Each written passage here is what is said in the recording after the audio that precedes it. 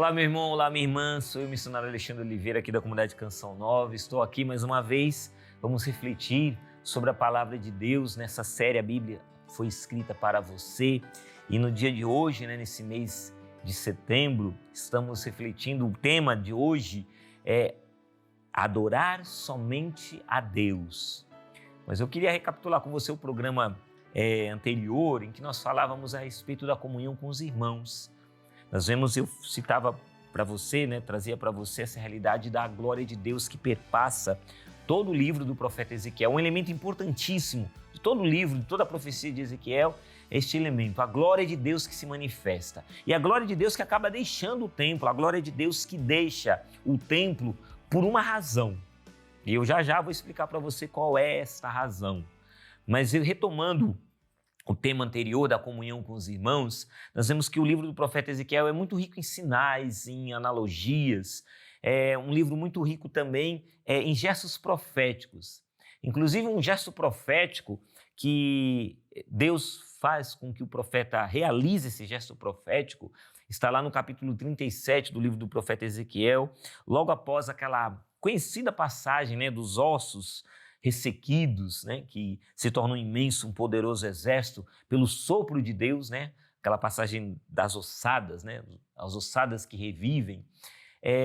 Após essa visão dos ossos ressequidos, Deus dá uma ordem ao profeta, e é muito interessante essa ordem, porque ele pede que o profeta pegue 2 pedaços de madeira, e desses 2 pedaços de madeira, ele fala, a partir aqui no versículo 15, ele diz assim, que em um pedaço de madeira, o profeta deve escrever, pertence a Judá e aos israelitas que lhe estão associados.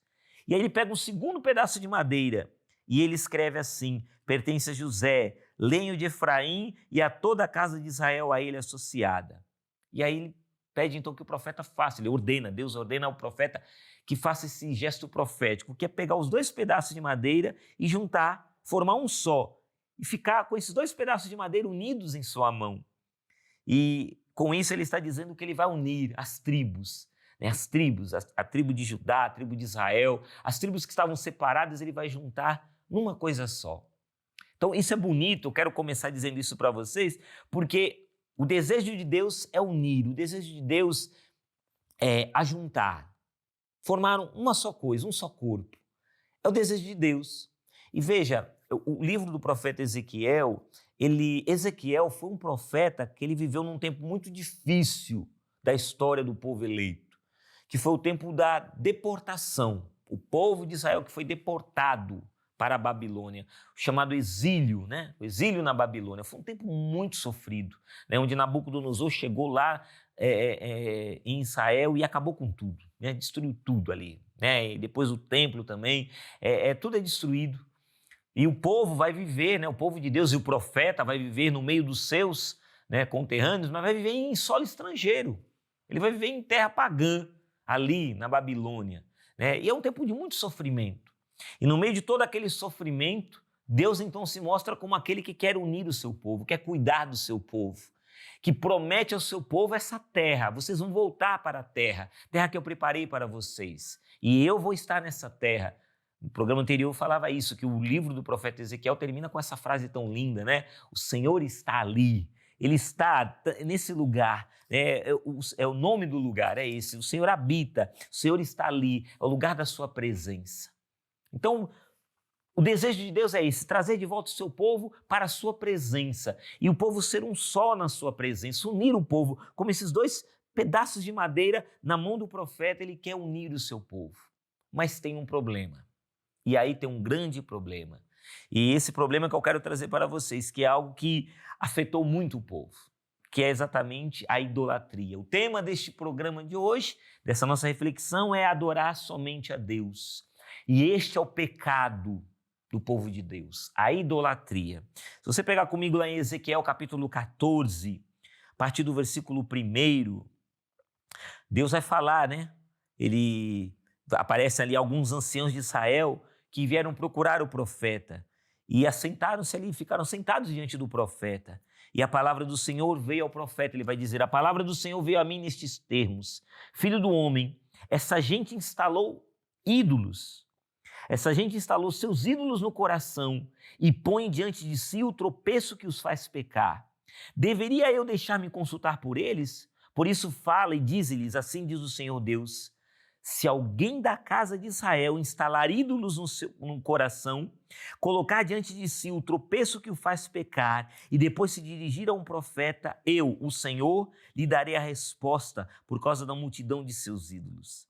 Assim agarrarei a casa de Israel pelo coração, que de mim se afastou por causa de todos os seus ídolos. Veja, o coração que se afastou. Deus quer unir o povo. Deus quer que o povo esteja unido na sua presença, diante dele. Deus vai preparar a terra, vai manifestar novamente a sua glória, a glória que perpassa todo o livro do profeta Ezequiel, e que nos primeiros capítulos essa glória se afasta do templo, se afasta do povo. E por que essa glória se afasta do povo? Porque o povo tem ídolos no coração. A idolatria afasta a presença de Deus. E aí você entende, então, a gravidade da idolatria. E o povo, então, que vai colocando ídolos no seu coração, e ele fala: agarrarei a casa de Israel pelo coração, por esse mesmo coração que de mim se afastou, por causa de todos os seus ídolos. E aí Deus ainda fala para o povo no versículo 6, assim diz o Senhor Deus: voltai e convertei-vos de vossos ídolos, desviai a face de todas as abominações. Então, é o apelo de Deus: convertei-vos, mudem a mentalidade, mudem a direção de vocês. Vocês estão caminhando para o precipício com idolatria no coração. Voltem-se para mim. O Catecismo da Igreja Católica, a partir do número 2112, vai falar para nós a respeito da idolatria. Presta atenção no que nos ensina a Santa Mãe Igreja. Vai dizer assim que o primeiro mandamento, amar a Deus sobre todas as coisas, o primeiro mandamento ele condena o politeísmo. Exige que o homem não acredite em outros deuses afora Deus, que não venere outras divindades afora a única. A Escritura lembra constantemente esta rejeição de ídolos, ouro e prata, obra das mãos dos homens, os quais têm boca e não falam, têm olhos e não veem. Esses ídolos vãos tornam as pessoas vãs. Vou repetir, esses ídolos vãos tornam as pessoas vãs. Como eles serão os que o fabricaram, e quem quer que ponha neles a sua fé. Isso está no Salmo 115. Deus, pelo contrário, é o Deus vivo, que faz viver e intervém na história. E aí prossegue o catecismo dizendo: a idolatria não diz respeito somente aos falsos cultos do paganismo. Ela é uma tentação constante da fé. Consiste em divinizar o que não é Deus. Existe idolatria quando o homem presta honra e veneração a uma criatura em lugar de Deus, quer se trate de Deus ou de demônios, por exemplo, como no caso do satanismo. Do poder, do prazer, da raça dos antepassados, do Estado, do dinheiro, etc. Não poder servir a Deus é o dinheiro de Jesus. Numerosos mártires morreram por não adorar a besta, recusando-se até a simular seu culto. A idolatria, ela nega o senhorio exclusivo de Deus. É, portanto, incompatível com a comunhão divina. E aí o Catecismo da Igreja Católica conclui dizendo: a vida humana unifica-se na adoração do único. O mandamento de adorar o único Senhor simplifica o homem e o livra de uma dispersão infinita. Veja, a idolatria ela dispersa o homem, enquanto Deus quer unir o homem como esses dois pedaços de madeira na mão do profeta, um só corpo, um só povo diante da minha presença. Eu estou ali diante do meu povo um só diante da minha presença. A idolatria ela faz exatamente o contrário, ela dispersa. Coloca o homem numa condição de dispersão infinita. A idolatria, continua o catecismo, é uma perversão do sentimento religioso inato do homem. O idólatra é aquele que refere a qualquer coisa que não seja Deus, a sua indestrutível noção de Deus, como nos ensinou Orígenes. Então veja, eu tenho aqui em mãos esse copo com água. Então eu divinizo esse copo com água. Eu dou a esse copo de água a condição de que é Deus. Então ele é meu Deus agora, esse copo de água é meu Deus e eu adoro agora esse copo de água. Mas ele não é Deus, é apenas um copo com água, mas para mim é Deus. E porque eu coloco o copo com água no lugar de Deus, eu me disperso. Eu dou a condição de ser Deus, algo que não é Deus, é criatura. Então, é uma tentação constante da fé, vai dizer o Catecismo da Igreja Católica. consiste em divinizar o que não é Deus. Eu divinizo o meu dinheiro, a minha conta bancária. O meu Deus se torna o meu dinheiro. Não, porque eu tenho isso, eu conquistei isso com o suor do meu rosto, no meu trabalho. Sim, eu conquistei hoje, foi tudo graças a mim, ao meu potencial, à minha capacidade, ao meu trabalho. Por mais honesto que tenha sido, fui eu. E aí a pessoa, ela coloca o dinheiro no mais alto patamar e muitas vezes ela se coloca no mais alto patamar, a chamada egolatria, né? O culto de si, eu, sempre eu em primeiro lugar. No ponto mais alto, no patamar mais alto da minha vida, eu não coloco Deus, eu coloco eu mesmo. A egolatria, como isso é triste, meus irmãos, quando a gente vive essa idolatria, esse culto de si mesmo, essa egolatria, né? Quantas pessoas que hoje só ficam nisso e tem pessoas que hoje vivem a idolatria do corpo, né? O corpo perfeito. Eu quero o corpo perfeito e aí faz postagens na internet, assim, assado, posições, eu não sei mais o quê, porque é o meu corpo, né? Diviniza o corpo, né? É o culto ao corpo. A gente vê, né, pessoas que se vendem em troca de fama, em troca de likes, em troca de seguidores na internet, nas redes sociais. Tudo isso é uma forma de idolatria, gente. Dê a César o que é de César, dá a Deus o que é de Deus. Você tem se dado a Deus? Você tem se feito oferta a Deus? Você, de fato, meu irmão e minha irmã, tem adorado a Deus sobre todas as coisas? E veja, adorar a Deus sobre todas as coisas não é apenas citar o maior de todos os mandamentos, o primeiro mandamento, né? Eu amo a Deus acima de tudo. Né? Como diz meu irmão de comunidade, o padre Bruno, né? Quero ver na vida, né? Ele fala muito isso, né? Nas homilias, nas pregações dele. Quero trazer aqui, né? Quero ver na vida, né? Porque é muito fácil eu e você falarmos, eu amo a Jesus acima de tudo.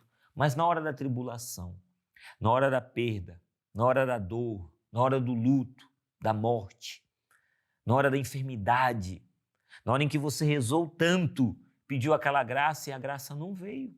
Você se revolta contra Deus? Você fala, não quero mais saber de Deus, porque Deus não me atendeu, não atendeu mais a minha oração. É assim que caminha? É assim o meu e o seu adorar a Deus sobre todas as coisas? É um adorar condicionado a receber coisas? Enquanto Deus estiver fazendo a minha vontade, enquanto Deus estiver atendendo os meus pedidos, Ele é Deus na minha vida. A partir do momento que eu recebo um não de Deus, a partir do momento em que eu peço a Deus e Deus simplesmente não me atende, eu tenho que suportar muitas vezes o silêncio de Deus. O silêncio de Deus. Eu pedi, mas Deus não me fala nada, Deus não me responde nada. Mas mesmo assim, mesmo no silêncio de Deus, eu continuo amando. Mesmo que Deus não me dê nada, mesmo que a figueira não floresça, como diz o homem de Deus na sua palavra, mesmo que a figueira não floresça, eu vou continuar sendo de Deus, amando a Deus, servindo a Deus. Não depende da figueira florescer ou não, mesmo que ela não dê frutos, mesmo que na minha vida tudo esteja desmoronando ao meu redor, o meu Deus continua sendo o meu Deus. Digno de todo louvor, toda honra, toda glória, toda adoração. Isso tem um nome, meu irmão e minha irmã. Isso se chama fé. Fé é isso. Fé é uma fé que ela não é condicionada a ter ou não ter coisas, mas é você saber quem é Deus. E Deus não é um copo com água. Ele é o Senhor. Na minha e na sua vida, Ele é o Senhor. Então eu não vou dar ao dinheiro, não vou dar ao copo com água, não vou dar ao meu corpo, não vou dar à minha família, não vou dar ao meu cônjuge, aos meus filhos, não vou dar à fama, ao prestígio, ou o que quer que seja. Eu não vou dar o nome de Deus a essas coisas, porque elas não merecem o nome de Deus. Só Deus merece ser tratado como Deus, na minha vida e na sua vida. Então, eu sei quem é o meu Deus. Como o apóstolo diz, eu sei em quem pus, em quem depositei a minha fé, a minha confiança. Então, isso é fé, meu irmão e minha irmã. É dar a Deus aquilo que lhe é devido. Adorar a Deus. E nós vivemos essa constante tentação. O Catecismo vai deixar claro que é uma constante tentação de divinizar aquilo que não é Deus, que não merece ser divinizado. Se eu e você temos vivido isso, então precisamos ter cuidado. Eu quero terminar essa reflexão com você a respeito da idolatria, porque foi por causa da idolatria que a glória de Deus se afastou. Aqui no livro do profeta Ezequiel, nós vemos que a glória de Deus ela se afastou porque o povo caiu na idolatria. Mesmo sendo deportado, mesmo indo morar em território pagão, o povo não aprendeu a lição. Só que a gente não precisa viver o mesmo erro que o povo aqui. A gente pode muito bem aprender a lição. Eu e você podemos aprender com os nossos erros e com os erros dos outros também. Então a gente não precisa viver na idolatria. A gente pode muito bem aprender a não ser idólatra. Nós podemos muito bem aprender a adorar a Deus e somente a Deus, porque Ele é digno de todo louvor e toda adoração. Se as pessoas na nossa casa, no nosso trabalho, no nosso ambiente de estudo, no nosso dia a dia, as pessoas que nos cercam não adoram a Deus, paciência, eu vou continuar adorando o Senhor meu Deus. Os outros não querem adorar? Paciência, eles fizeram a escolha deles. Lamento a escolha das pessoas, mas eu vou continuar adorando a Deus. O Senhor procura adoradores. Que você, meu irmão e minha irmã, sejam desses adoradores que o Pai procura. Verdadeiros adoradores em espírito e em verdade. Para encerrar, quero contar essa historinha. Um rato, ele vivia na sua toquinha ali, sossegado na sua toca. Ele via ali, né, sempre que via um queijinho, ele roubava ali o queijinho. E a dona da casa, já irritada com esse rato, conversando com o marido, já não aguentava mais aquele rato, o marido falou, compra uma ratoeira, você vai ver que vai dar um jeito nesse rato. E ela foi e comprou a ratoeira. E o rato ficou desesperado quando ali da sua toquinha ele viu aquela ratoeira com queijo. Ele falou, meu Deus, estou perdido, tem uma ratoeira aqui. Ele foi lá procurar a dona Galinha e chegou para a dona Galinha e foi contar as suas angústias e disse, dona Galinha, a senhora não acredita, a dona da casa comprou uma ratoeira, estamos perdidos. A galinha olhou para o rato e falou, eu não estou perdida coisa nenhuma, eu sou uma galinha. Você já viu uma galinha ser pega em ratoeira? Não, isso é um problema seu, rato. Eu vou rezar por sua alma, tá bom? Porque o problema é seu. O rato, todo desconsolado, foi lá e foi no chiqueiro, procurou o seu porco. Chegou o seu porco, a dona da casa comprou uma ratoeira, estamos em maus lençóis. Ele, estamos? O porco disse, não estamos em maus lençóis coisa nenhuma. Você já viu algum porco que você pegou em ratoeira? O problema é seu. Vou rezar por sua alma também, seu rato, porque você está em maus lençóis. Você está em maus lençóis, eu não. E aí, por fim, ele foi lá e procurou a vaca. Chegou, dona Vaca, olha, a dona da casa comprou uma ratoeira. E agora, estamos numa enrascada. Não, nós não estamos numa enrascada. Você está numa enrascada, seu rato. Eu não, eu sou uma vaca. A ratoeira não me diz respeito, o problema é seu. Pois bem, o ratinho ficou ali na toca, amedrontado, assustado. Uma noite ele ouviu o barulho da ratoeira pegou alguma coisa. E a dona da casa, feliz, porque ela falou, agora sim vou me vingar desse rato miserável, vou me vingar dele. Quando ela chegou, ela não tinha acendido a lâmpada, a vela, né, como está aqui do meu lado, não acendeu, foi lá meia-noite, foi procurar. E aí, infelizmente, a ratoeira tinha pego uma cobra, e uma cobra venenosa. A cobra imediatamente ela se aproximou, achando que era o rato, era uma cobra, e a cobra foi lá e picou a dona da casa. A dona da casa ficou muito doente, teve uma febre alta por causa do veneno, o marido levou ela lá no hospital e tudo mais, e alguém disse para o marido, disse assim, olha, o que é bom para uma pessoa que está assim doente, com febre, está internado, é canja de galinha. Então, olha, prepara uma canja. Ele foi lá e foi pegar o ingrediente principal. Pegou lá a galinha, que não tinha nada a ver, né? Dizia que não tinha nada a ver, foi lá e fez a canja de galinha. Como dizia o saudoso Padre Léo, a galinha morreu, né? Então pronto, a galinha foi embora. E a dona da casa melhorou, graças a Deus ela melhorou. E ela melhorou, porque ela melhorou, né? Então, os parentes foram lá visitar e chegou muito parente, chegou muita gente em casa. E ele falou, nossa, vou ter que preparar aqui uma comida para esses parentes todos, vou fazer uma feijoada. E ele foi buscar o ingrediente principal. Pegou lá o porco, né? Matou o porco para comemorar a melhora, a alta médica da sua esposa, né? Só que aí, infelizmente, depois chegou a conta do hospital. E era uma conta muito cara, uma conta terrível, né? Cara, os gastos no hospital. Ele então teve que sacrificar a vaca, sacrificando a vaca, poder conseguir o dinheiro para pagar a conta do hospital. Enfim, a galinha, o porco e a vaca rodaram, dançaram, porque diziam que a ratoeira não ia fazer mal nenhum. E o ratinho ficou faceiro, continuando pegando o seu queijinho. Existe uma ratoeira no mundo, meus irmãos, e essa ratoeira chama-se idolatria. A idolatria é algo que faz mal para nós, faz mal para mim, para você, faz mal para toda a nossa sociedade. Então não ache assim, eu sou adorador de Deus, eu não sou idólatra, graças a Deus, e a idolatria não vai me fazer mal nenhum. Não é bem assim. Quando a gente tem alguém que vive uma idolatria, seja em nossa casa, em nosso trabalho, aonde estiver, onde há um coração idólatra, toda a sociedade acaba sendo prejudicada. Por isso eu quero convidar você ao final dessa reflexão. Rezemos, irmãos, rezemos pedindo a Deus a graça de que os corações idólatras possam se voltar, converter-se, como diz a palavra aqui, voltai e convertei-vos de vossos ídolos. Que onde houver um coração idólatra, que nesse momento, pela força do sangue de Jesus, esse coração idólatra possa se voltar para Deus. Que a idolatria acabe e que a adoração ao Senhor único, Deus vivo e verdadeiro, seja instaurada no meio de nós. É o que nós pedimos a Deus com muita fé. Deus abençoe você, um forte abraço.